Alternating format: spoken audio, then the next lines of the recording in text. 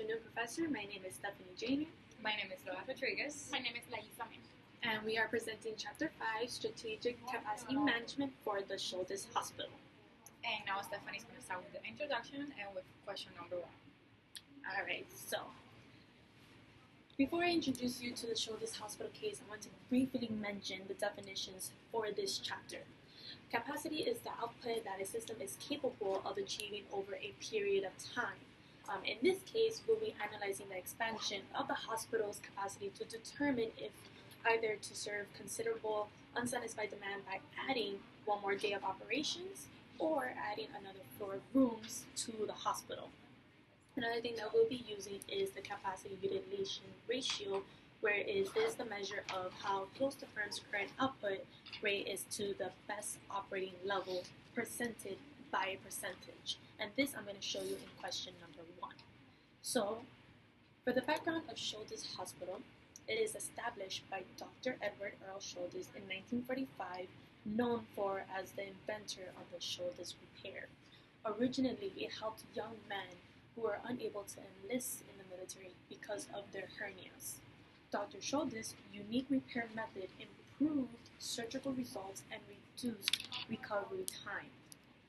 This is where it is globally known for its excellence in hernia surgery after demand was increasing for Dr. Schultes' remarkable techniques.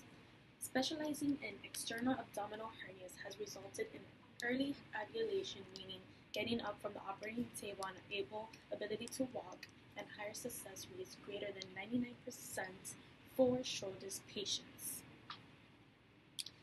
This hospital is not just hernia healing hospital. It provides an experience for the clients with a country club atmosphere, gregarious nursing staff, and a built-in socializing for an unpleasant medical problem. So firstly, I want to get down into the breakdown of the hospital and what it provides.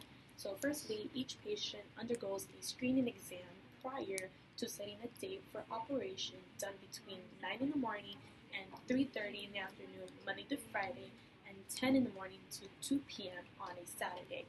So overweight or undue medical risk patients are refused treatment. However, the remaining patients receive confirmation cards with the scheduled dates for their operations. It is then transferred to the reception desk once an arrival date is confirmed.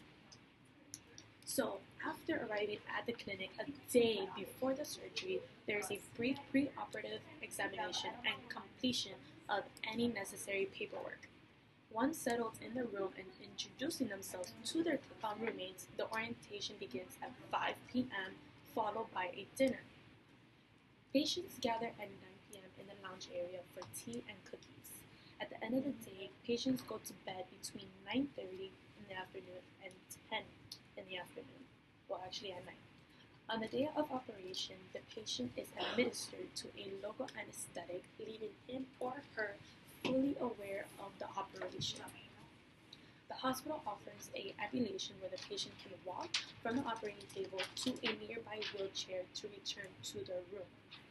After the operation, the patient is able to rest, exercise, and have cookies and tea with their new patients in the lounge.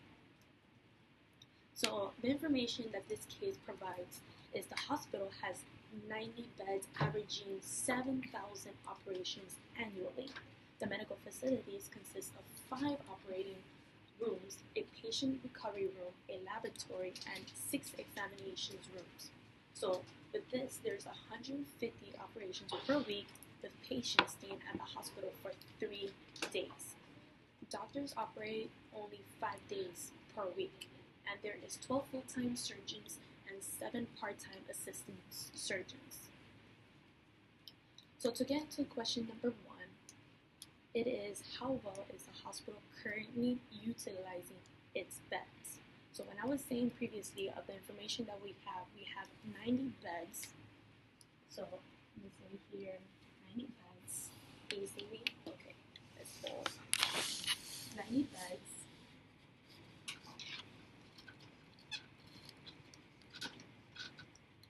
We have 90 beds, and then there's 7 days per week. So we want to multiply that to the beds.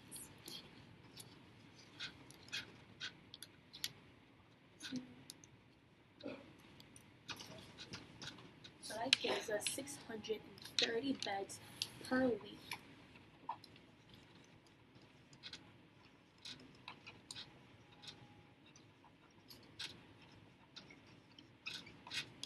Okay, so right there we have 90 beds times 7 beds equals 630 per week. That is the total number of beds available per week. Now we want to know how many beds can be utilized for 3 days. So what we have here is 30 patients.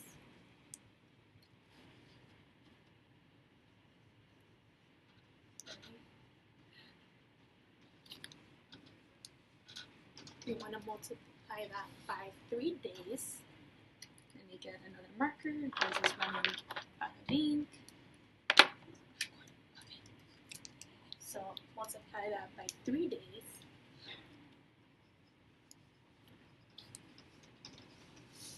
Times, and we want to multiply that with 5 doctors.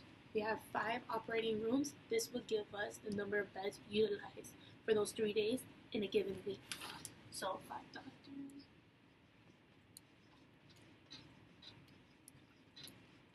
which equals, so we have 30 times 3, which is 90. 90 times 5 gives us 450 beds.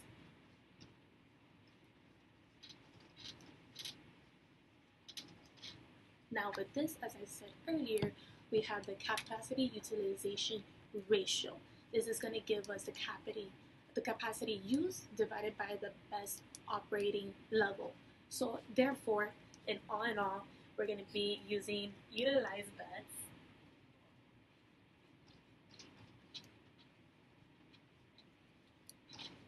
divided by the actual beds that we have in the hospital. So actual beds, which equals utilized beds, what we calculated here, which is 450 beds, divided by the actual beds, which is 630, what we have in a given week.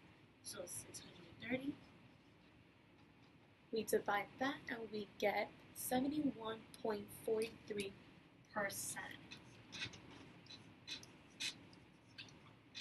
So with this 71.43% of capacity utilization ratio, if we were to increase the rate of utilization, it might decrease the service quality. Okay, so with that, I'm going to go ahead and pass it on to my colleague to answer question number 2. Okay, during the second part, I'm going to talk about the future plan of the company. In this case, the hospital is planning they want to expand the hospital to serve considerable on-site demand. To this effect, the Vice President is seriously considering 2 options. The first option will be add Saturdays to the existing 5 days schedule, which will increase the capacity by 20%. And the second option is to add another floor of the room to the hospital, increasing the number of beds by 50%. This will require more aggressive scheduling of the operating rooms. So, and the second exercise said develop a similar table to show the effect of adding operations on Saturdays. Assume that 30 operations will still be performed each day. How will this affect the utilization of the bed capacity? Is this capacity sufficient for the additional patients? Okay, so basically we're going to use the same table that we have in the exercise. The only thing is that we're going to add some numbers so we can calculate the average capacity utilization with the new information. So we're going to have here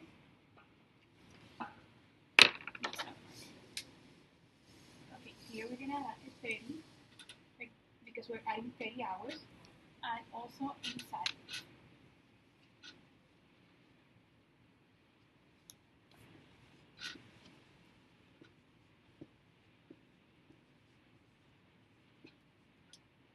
Okay, so from the first exercise, we calculate that the capacity utilization rate was 71.42%.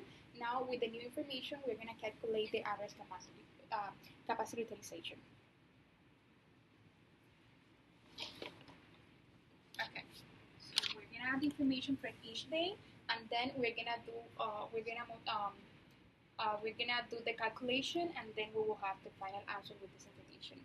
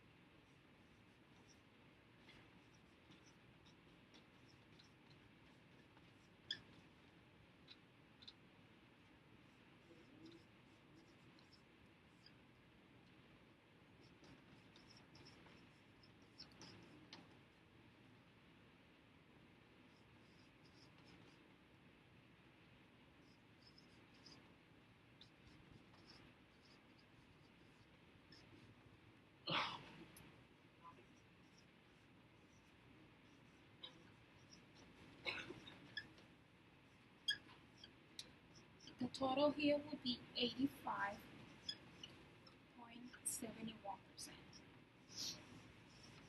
Okay, so this will be the new average capacity utilization. Okay, with this new number, they show that the utilization of the best capacity will increase by 85.71%, which means that will still be enough for the additional patients.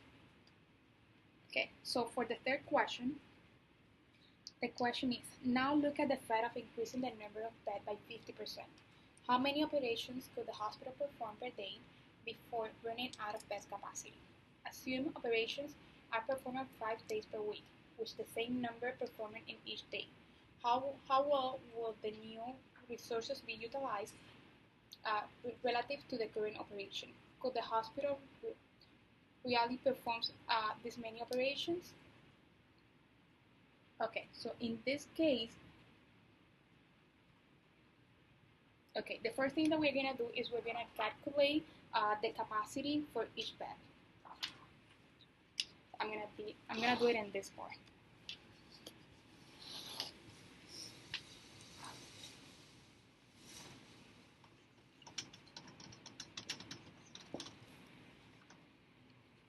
Okay, so we have that in total 50, 100, 90 beds.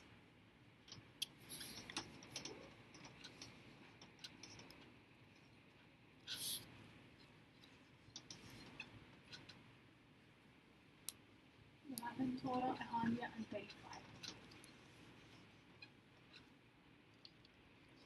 Since the 12 full-time surgeons operate 4 patients a day, the maximum number of operations the hospital can perform in a day will be this amount.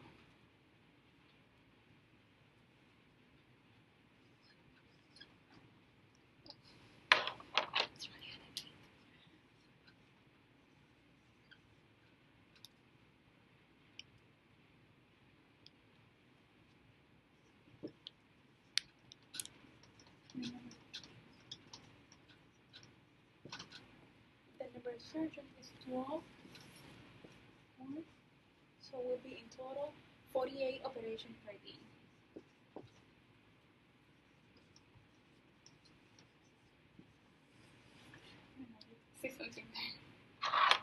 Okay, the hospital cannot perform those many operations in a day because with only 5 operation rooms, each room will have a carry-out operations. The working hour of the surgeon is 8.5 hours per day. So this means that with each full-time doctor operations on the best working hours, they will not be able to perform all the 9.3 operations. So now Laura's gonna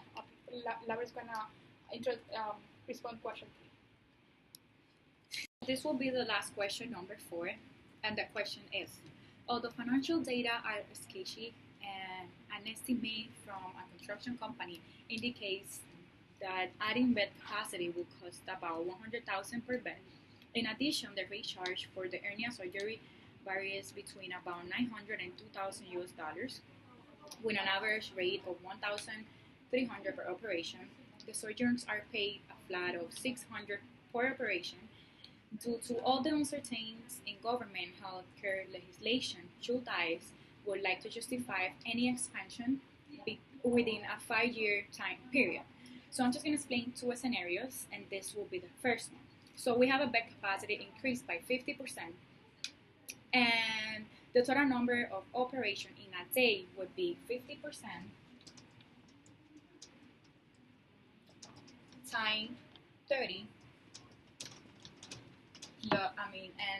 plus 30. So this will be 45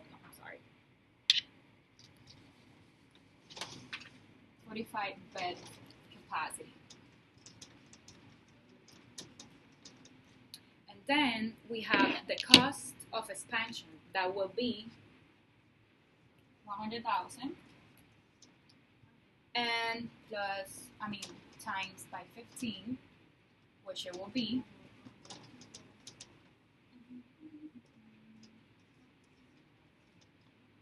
and then with the average cost for operation being 1,300 per operation and the wages of doctors, that would be $600 per operation. So if the hospital will increase the operation to 45 in day, the net income can be calculated as gross income minus the surgery wages. So it would be gross income is equal to average cost number of operations, and it will be 1,345, and it would be 58,500.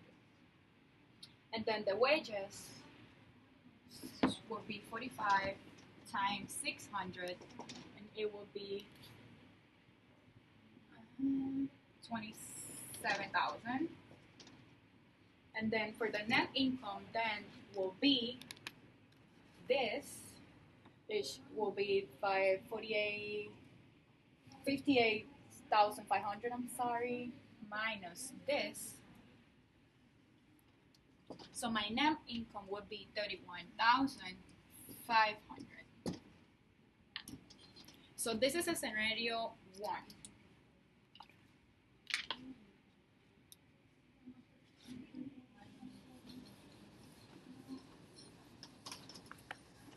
We'll erase this part.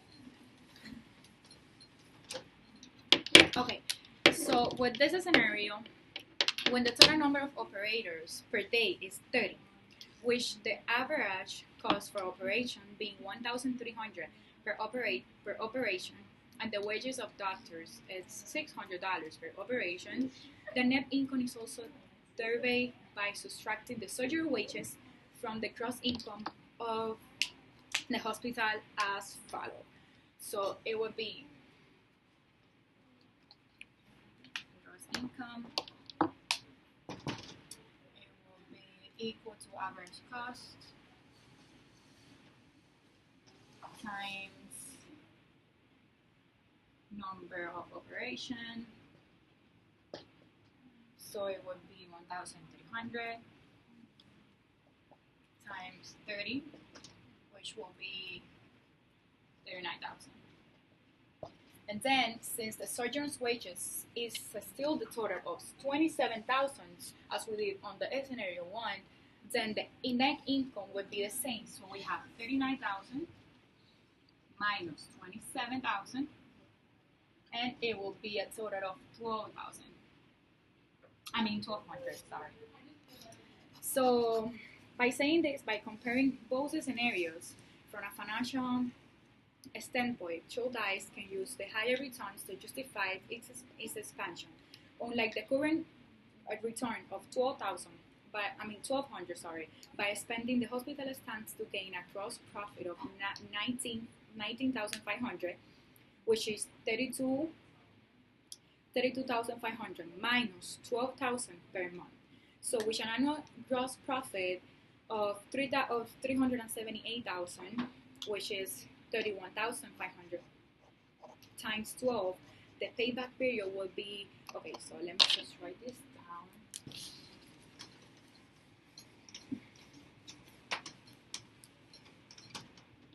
Okay, so I was just saying the annual gross profit of 378,000, which is 31,500.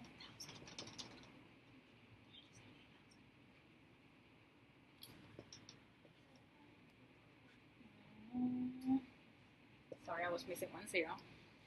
And will be, so capital for we have now for expansion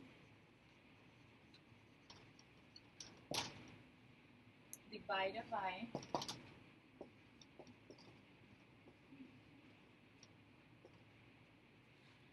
and it will be, this was what we got here,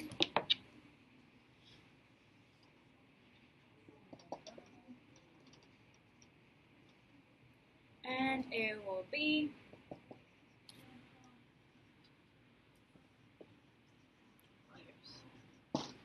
so by saying this, therefore the investment opportunity of expansion we have paid off before the end of the 5-year period that we were analyzing.